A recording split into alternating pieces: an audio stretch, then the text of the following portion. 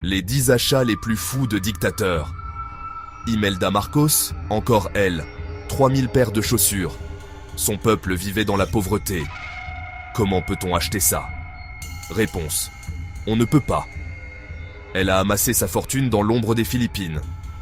Et aujourd'hui, son musée à Marikina expose toutes ses chaussures. C'est ça, la folie du pouvoir. Saddam Hussein, dictateur irakien. Brosse de toilette en or dans 75 palais. Imaginez ça, une brosse en or.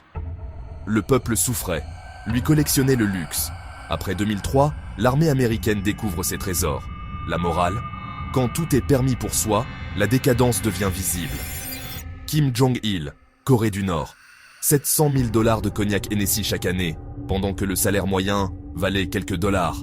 L'alcool le plus cher pour le plus grand écart social. Le luxe concentré dans un seul palais. Le reste du pays, la famine et la misère. Mobutu Sese Seko, Zaïre.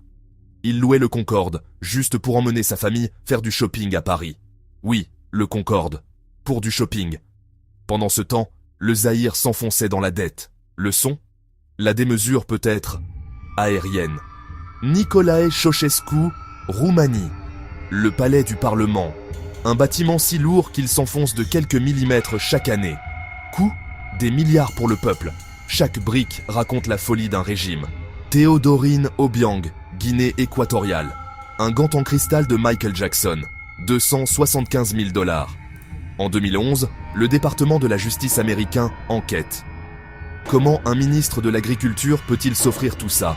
Réponse: il ne peut pas. En 2017, la France le condamne. Blanchiment d'argent, détournement de fonds publics, 110 millions d'euros saisis, hôtel particulier à Paris, 11 voitures de luxe, collection d'art, 22 millions. Sa peine? 3 ans avec sursis. Traduction: il n'a jamais mis les pieds en prison.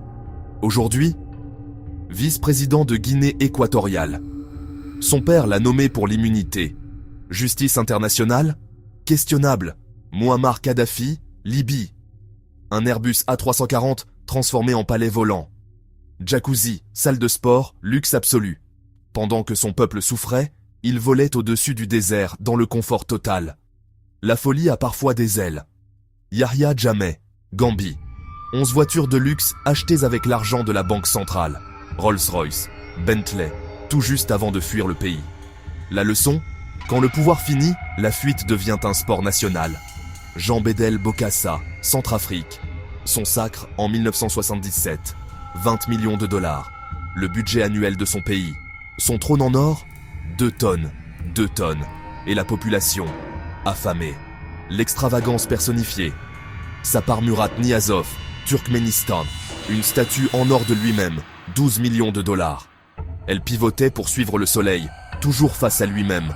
Le symbole ultime, le dictateur adoré, par lui-même. Quand la mégalomanie dépasse l'imagination, on a ce résultat. Lequel de ces achats te choque le plus? Dis-le moi en commentaire. Abonne-toi pour d'autres dossiers incroyables sur l'histoire.